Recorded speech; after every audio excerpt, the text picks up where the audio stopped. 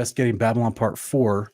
We'll be talking about the ancient flying machines, and let's just jump right into it, guys. As always, we've been discussing this series is going to cover Babylon in the past, Babylon in the present, and then the future Babylon that we read about in prophecy, leading up to the return of the Son of Man, the second coming of Jesus.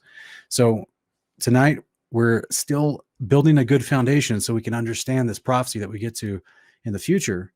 And part of that foundation is we have to understand the past. So there were ancient flying machines in the past, and we're going to go over those different types of flying machines. Now, the reason why we did part one, because I'm trying to, strategically address certain concepts as we go through this series. Part one of this series was I was trying to show folks that Babylon itself was, the Genesis 11 idea that we read, all the scriptures, Genesis 11 and Jubilees, I think 13, all the nations came together to help with the Babylon because they all spoke one language at that time. As they were dispersed and they spoke different languages, they went back to their original homeland, speaking a different language, developing, different cultures, but they still carried on the practices of Babylon, the same practices in a variety of ways. And that's what we've been dissecting little by little with these videos is I'm showing you the integration of those different cultures and how they all had the same practices that we see and trace back to ancient Babylon. And this is the same practices that we're going to see in the future as well. So let's look at ancient Babylon, which in scriptures, we'd also call it the land of Chaldea, or sometimes they call it Sumeria. It depends on if you're looking at like secular research, but in the Bible, we see in Genesis that Abraham was called out of the land of Chaldea in chapter 12 of Genesis. This is also going to be in chapter 12 of the book of Jubilees. So Chaldea was considered the area which was formerly Babylon. It was a part of that same empire, but it sometimes is referred to as the Assyrians or the Babylonians, the Chaldeans. It's very synonymous, even though it's kind of like saying you're in Texas, Oklahoma, or Kansas, but they're all Americans. Does that make any sense? You might call them a Texas, Oklahoma, or Kansas. What do they call people from Kansas? If anyone knows in the chat, they call them Oklahomans. They call them Texans. Kansanites, Kansasians. I don't even know. Put it in the chat, guys, if you know what they call people in Kansas. But the point is, they're all called Americans. Same thing with Babylon and Chaldea. So as you're seeing on the screen here, this is an actual image I lifted from a hieroglyph from ancient Babylon. And you see this hieroglyph at the top right-hand corner of the screen. And some of you probably can make out what you're looking at, but just in case you can't, I want to bring it a little closer for you. And you can see that this is a circular shaped craft in the air. There's a guy in the middle of this photo of this hieroglyph who has a Dagon outfit on, the fish head Dagon that he's wearing. And they used to wear these like it was a cape and a hat mixed together.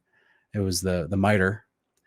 And so he's looking up into the sky with the hand extended towards this ship that there's what looks like three people in this circular ship, and it's got what looks like a little bird tail at the bottom, and that's an artistic depiction that it was, able to fly. This is why in ancient Greece with some of the gods, you would see the artistic depiction of like Hermes of ancient Egypt. He would have the wings on his feet. Same thing with, I think it was Nike of ancient Greece would have the little wings on his feet. That was a artistic depiction that those gods could fly. And so we see in this particular hieroglyph, this person that's in the right-hand side of this craft, he is actually, I don't know if you guys recognize this from the previous episode, part 2, he's actually holding a Vajra. So just straight up in his hand, he's got a Vajra. Remember what we talked about when we reviewed the Vajras in part 2, and how they were considered to be able to control the weather or control flying machines. You have on screen here, Babylonian hieroglyph, a dude in a circular shaped craft in the air holding a Vajra. So let's keep moving along. This is a very similar thing. This is a common hieroglyph that you'll see in ancient Babylon, and it's actually of a king that also was considered to be in this craft. And the way they depicted it, because it's two-dimensional, they didn't depict it three-dimensional, but you have the center mass left to right. It looks like extended bird wings, but that's supposed to be the circular shape of the craft, and he's sitting in the center of it. And there's that depicting idea of a bird feather underneath him with bird legs that come out. And there's a reason for that, and we're going to show that here in a little bit. So just hang with us. But there's a reason for this. This is the same image that we're seeing in both of these hieroglyphs from ancient Babylon. And of course, it was not for the average person to use.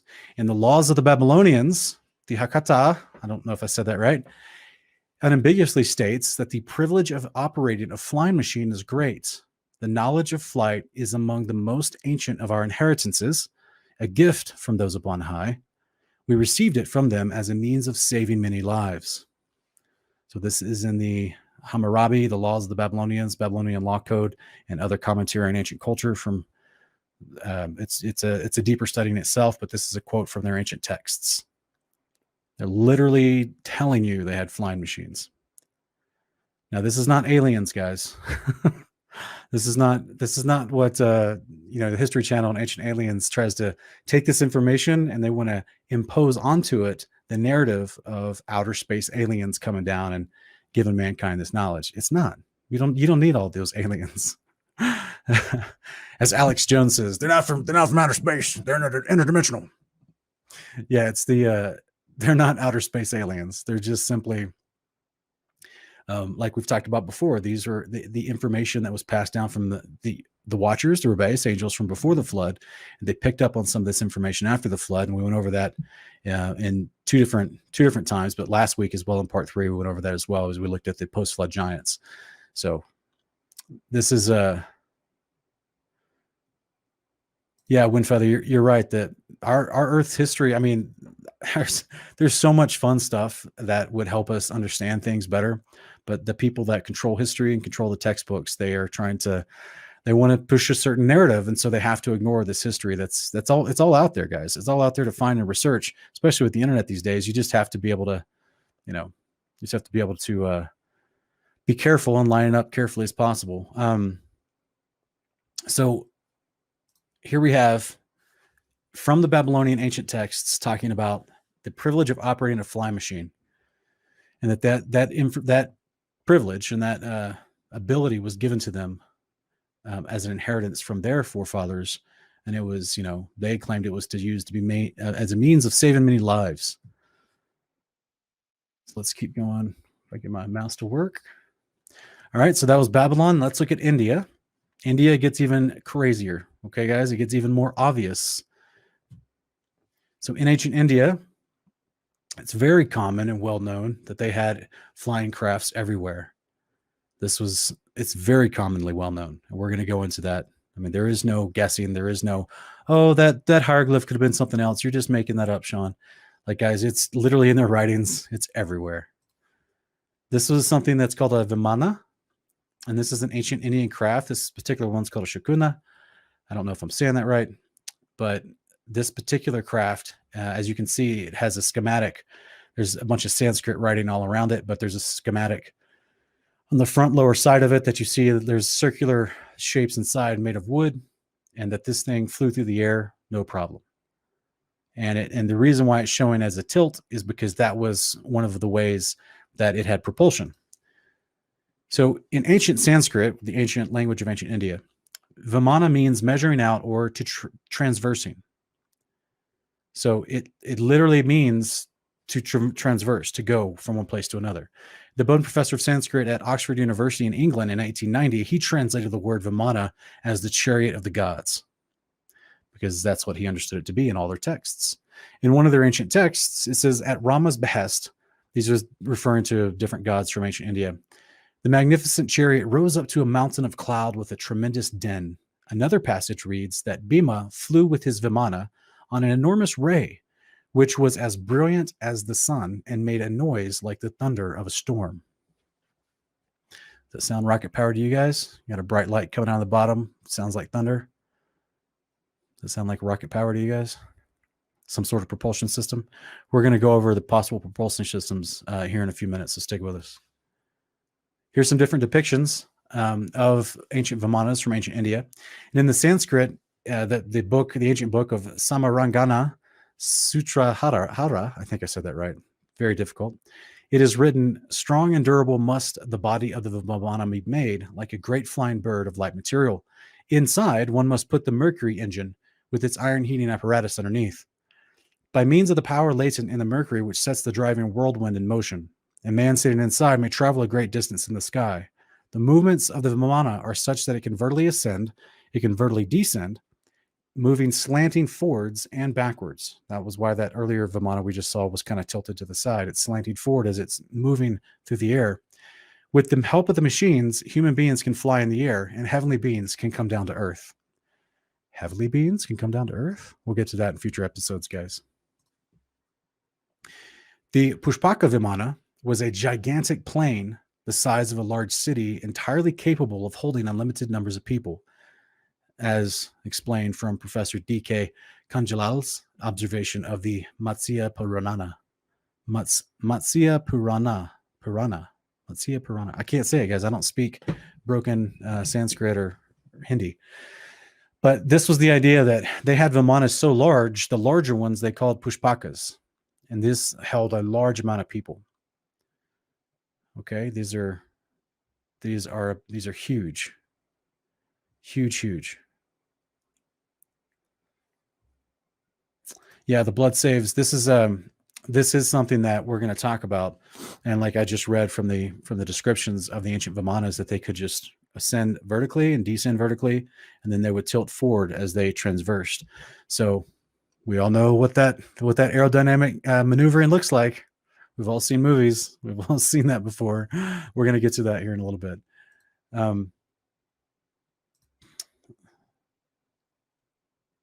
Yeah, we'll get to the flying cities in future episodes, okay, brother?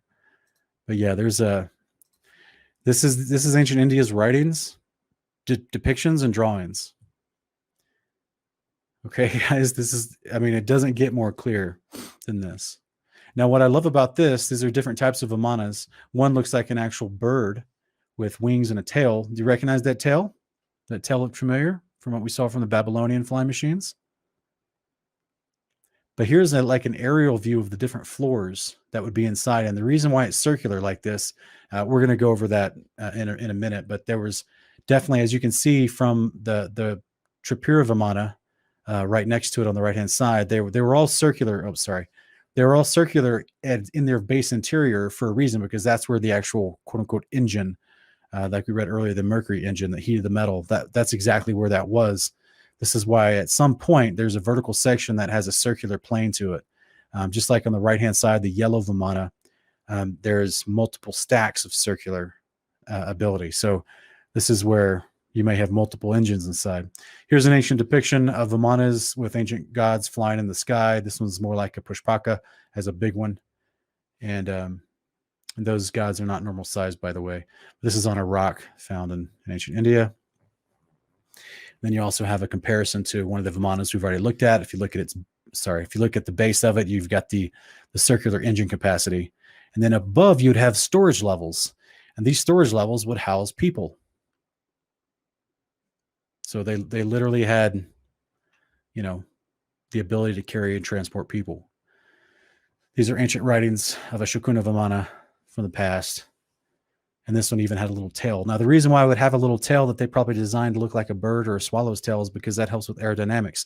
It's like a rudder, right? We have them in a different way. The same aerodynamic principles used in a different way in modern flight vehicles that we have today. But in ancient times, this is an ancient, look at this, guys. Just look at this for a minute, okay? Here's an ancient depiction of people in India looking up in the sky at a whole bunch of people in what looks like a boat in the sky flying through the air. You look at an actual depiction of a Vimana from 1928, when they translated a bunch of ancient Sanskrit texts into English and actually had engineers draw out the specs of what they were reading. One of them has a propeller, another one has wings and a tail and a rudder, has a type of a mast, and there's multiple places and compartments where people could stay for an extended period of time and be sheltered from, high altitude winds or whatever. Like, this is modern aeronautics. This is modern flight, but this is from 4,000 years ago, guys. In case you've never seen this before. Here's another picture of a Shakuna Vimana. This is from a 1923 drawing. by a specific professor and some other engineers who were translating the ancient texts from ancient India. So the reason why I pointed this out, guys, it's 1923. So this is before you had the indoctrination of the last 10, 15 years from the History Channel that was trying to make all this stuff. They were trying to make any look of any kind of flying machine from the ancient world. They were trying to say that, oh, it was aliens that showed up. So this is people from the 1920s that took stuff from ancient India, translated the texts, and actually drew with schematics what they thought they were reading. And they're drawing a flying ship with wings and a propeller and metal engines that burn metal. And we're going to explain that in just a minute. Yeah. Yeah, Sean M., their idea with these was not to penetrate the firmament, but just to traverse the sky.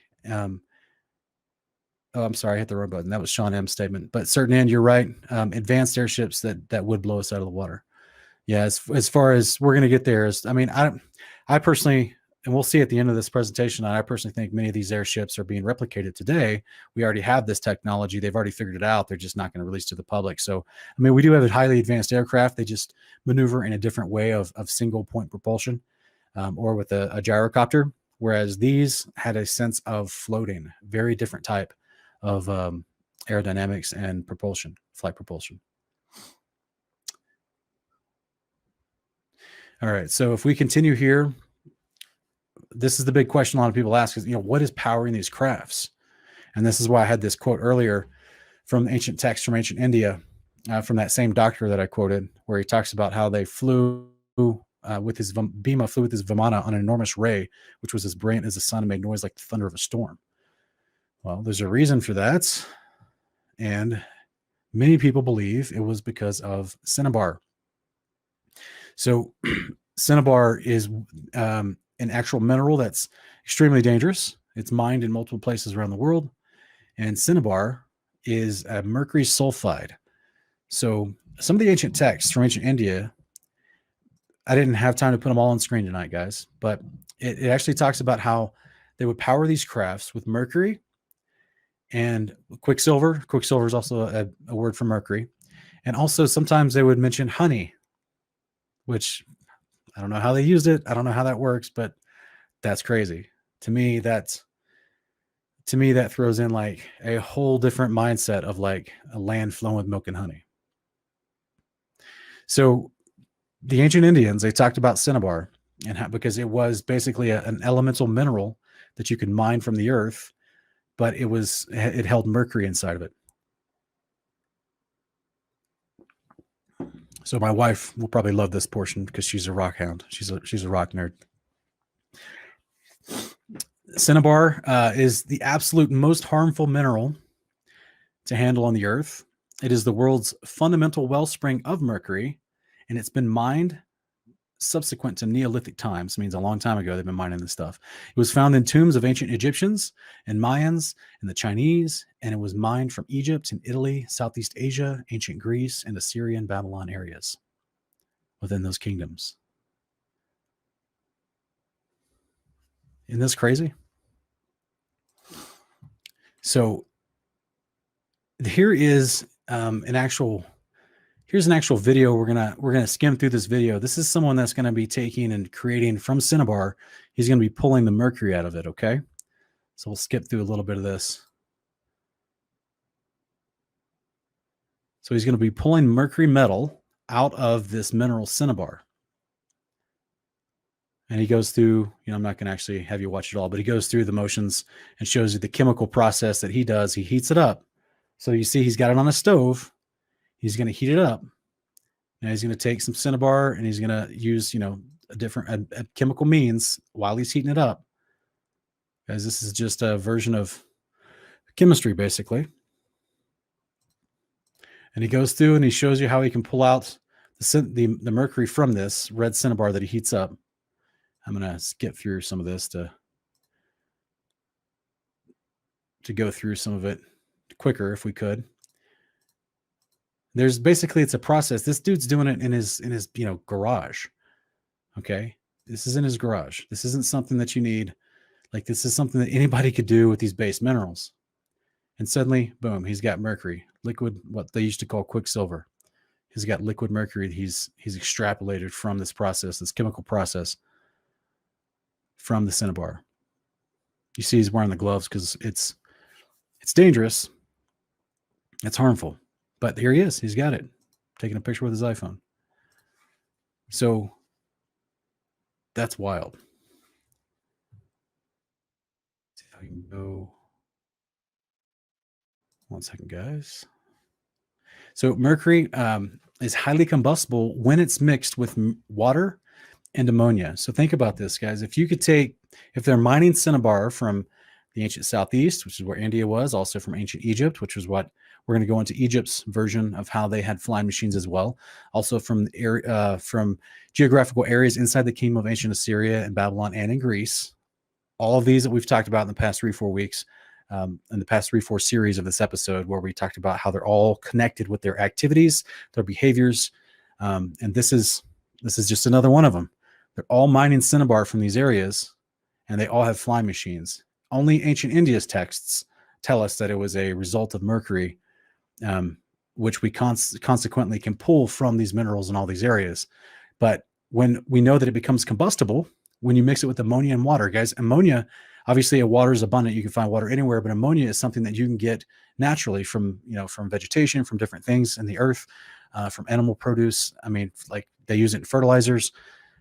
So it's not impossible to find ammonia back in the ancient days, just like they figured out how to melt down cinnabar and pull mercury out of it.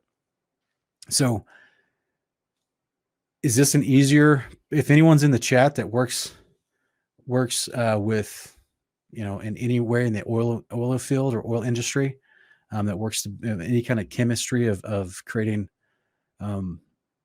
fuel or petrol, do you know the process that it takes to create petrol? Because to me, if I have mercury that I pulled from a rock I could dig out of the ground, and then I just had water and ammonia, which are super abundant, and I have a combustible chemical that could possibly produce propulsion, it's much easier than, don't get me wrong, guys. Like I'm asking, if you're in the crowd watching and you know how fuel is made, is these 3 elements, is this easier to make for a combustion to propel a craft than, and I don't know exactly how they did it. I'm just taking the text we read earlier. They said they heated the mercury engine and they would heat up the metal. So I don't know exactly how that works, but the description of it sounds exactly like rocket propulsion. So you guys put it in the comments if you know, but I'll just keep going for now. All right. Now it's going to get crazy. If that wasn't crazy enough, going to ancient Egypt. Ancient Egypt, guys. They have flying machines too. In fact, in their writings, we have the flying boat of Ra. And this was considered to be the boat that the patron god of Egypt, Ra, he traversed the sky in a vessel. You guys want to remember the word Vamana in ancient Sanskrit from India? It means traversing. And here it is, this particular boat that is in all their Egyptian hieroglyphs that was attributed to the patron god Ra. That's also why the scarab beetle and the sun are above the boat, because that's a part of all that is attributed to Ra as well. And this was called the Boat of a Million Years. Here's an artistic depiction in a museum about it. And if you look closely on the side of the interior, there is actually Ra with, the hawk-headed god Ra with the sun above him. This was a boat with a cabin basically on top of the boat. And what's unique about this is that many of the depictions of the boat, that's the front and the end of the boat have this unique look to it. And I have theories about what that is. I think that could be where the actual Vimanas were. That's where the actual mercury engines would be placed, in this circular place. You could put them anywhere, especially if it creates a sense of levitation. But this is just from this depiction. This would make sense of how this boat is being lifted and why it's symmetrically being lifted by being front and back of the vessel. So in ancient India, you have a pushpaka. You guys remember we talked about the pushpakas were the bigger versions of the vimanas that carried multiple people. So this is very similar to a pushpaka from ancient India, is the Egyptian boat of Ra. So we have a very clear architectural connection. And let me go here. Just want to remind everybody before we go into the next phase of this that we are studying these particular videos that I'm doing here. This is part 4. We're still looking at Babylon from the past, but we're going to be going into, I'm going to be teasing some things in just a moment from the present, but I will have entire episodes dedicated to Babylon in the present in the future. Okay. So I just want to remind everybody of that. This is from 2012's movie Prometheus. It's a part of the Alien series of movies. And this was the ship, the alien ship in this movie Prometheus. Does that look familiar to anybody? It's even got some of the same designs as the boat of Ra. And guess what? It flies through the air. This is from a 2017 movie, Alien Covenant, where that same ship is used again with this. It's connecting and docking to this bigger ship that looks like a scorpion tail. And it's about to destroy all the people down below. It's an agent of death from the people that are on it and the weapons it has on it. And this is that ship that's being used, being docked, a ship that flies through the sky. But let's actually, we'll watch a few minutes of it. You see what I'm saying? Because this is actually depicted in the movies as flying through the sky. Do you guys see that at the very beginning? What is, like it rode on a ray of light, just like the ancient Vimana description from the ancient texts of ancient India. It flies through the air. It's going to dock with this other ship. These people are looking at it. They're like, whoa, what is that? It's going to dock with the other ship. Yeah, so just to show you, that is the idea.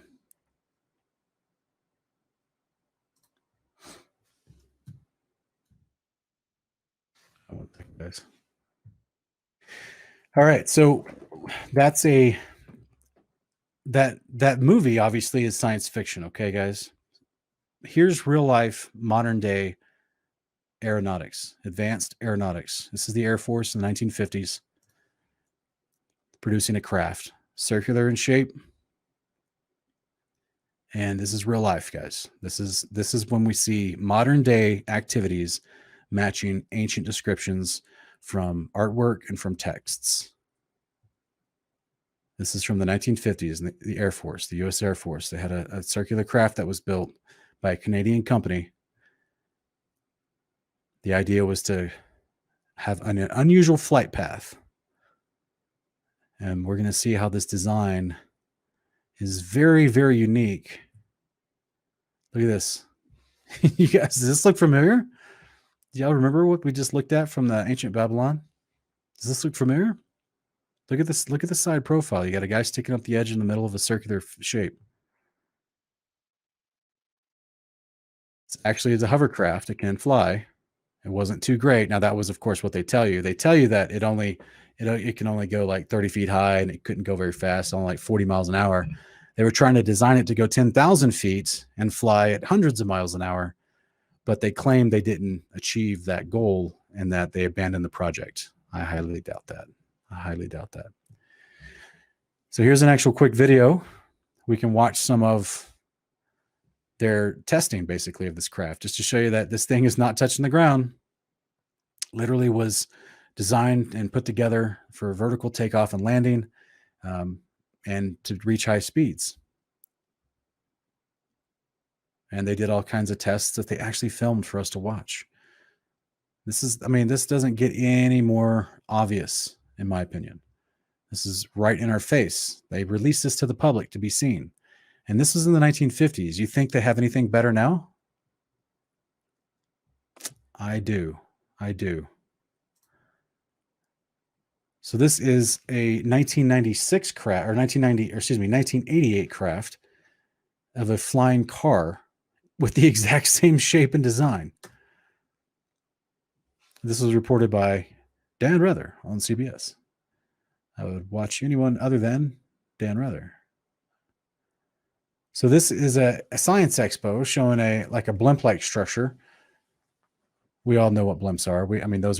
Those are not difficult. And there's other ancient vehicles in ancient India that look like blimps as well. But this particular one was showing you that this particular video we're watching, this news report is trying to explain and show how this just guy, just a local inventor, he created a flying car with this same circular design with multiple engines. And let's see if I can skip ahead to some of the other tracks here.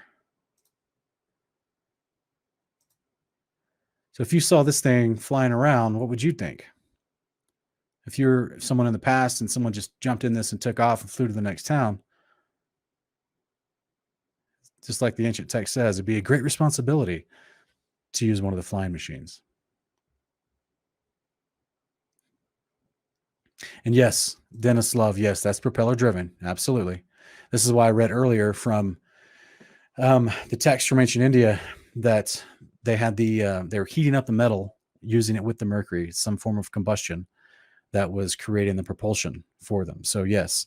And this is, I was also showing the circular design of the ancient Vimanas and how they were made with different compartments. What was in those compartments? What was the actual mercury engine that was being used within that circular design?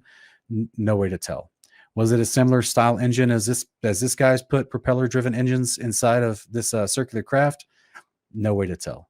The ancient texts that were translated in 1923, they actually had literal propellers on the outside. Did they ever try putting those propellers on the inside? Hard to tell. But ultimately, this is a very interesting concept because we're bringing into the present a similar aeronautic design for flight that we see in the ancient past. So let me stop right here and we'll go to the next. So look, just check this out, guys. This is from the 1950s craft. You have up here at the top, ancient Vimanas from ancient India and a flying machine of some sort from ancient Babylon.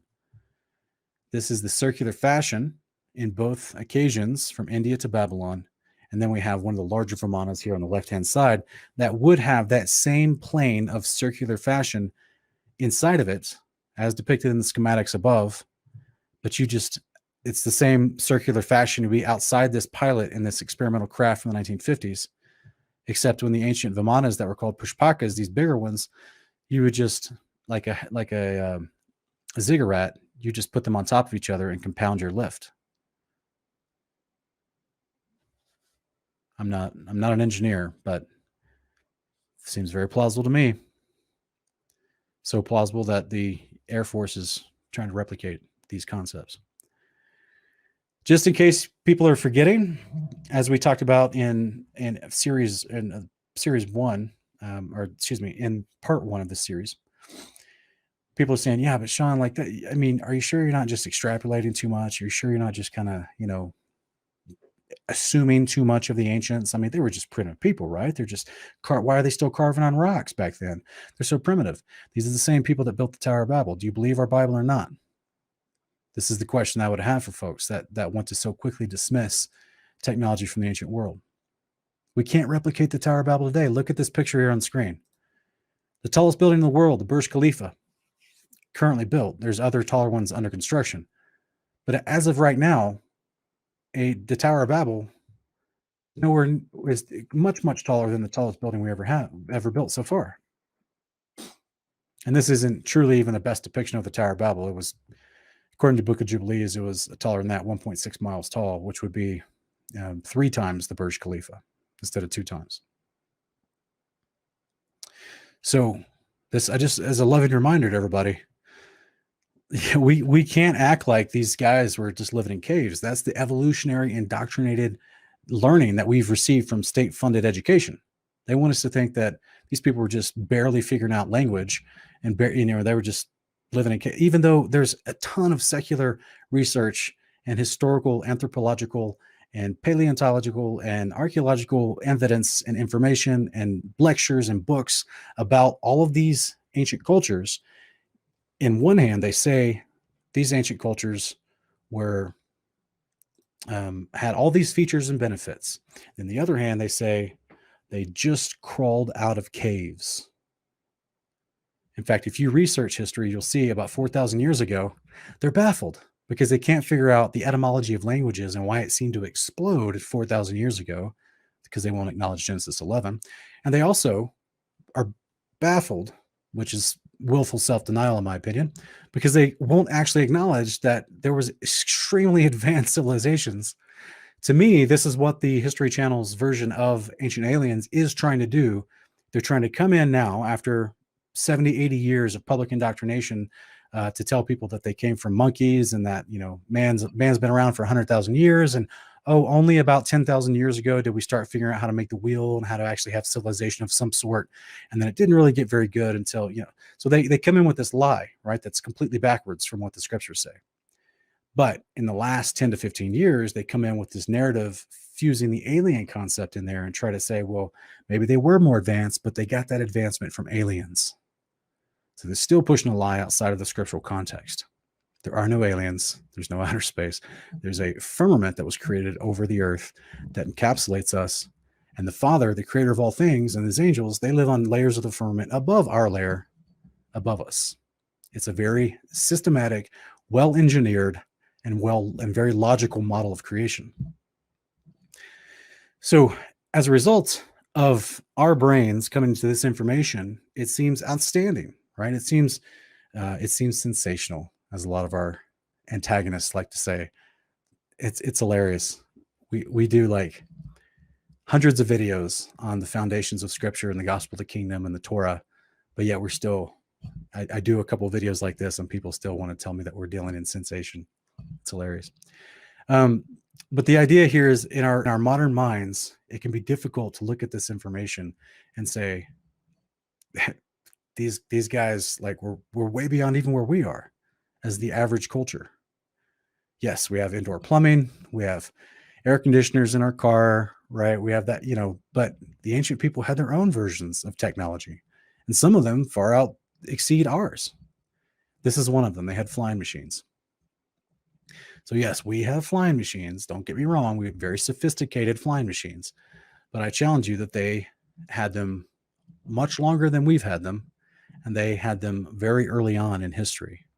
We're talking a couple hundred years after the flood of Noah, which is wild to think about, because what are we talking about now? We're talking about them having the architectural prowess and engineering and sophisticated intelligence to build a building that's bigger and stronger and more massive than we've ever constructed in modernity, as well as they had flying machines possibly flying around that building.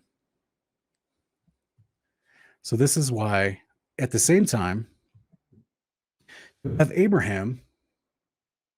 He's out there. One second, guys.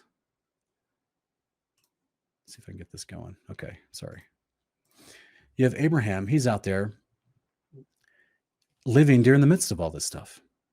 The patriarchs that we read about in the Bible, Shem, Arphaxad, Selah, all those guys, Peleg, Eber. Do you think that this technology just went away by the time Moses showed up, a couple hundred years after Abraham? Do we think that that this stuff just went away?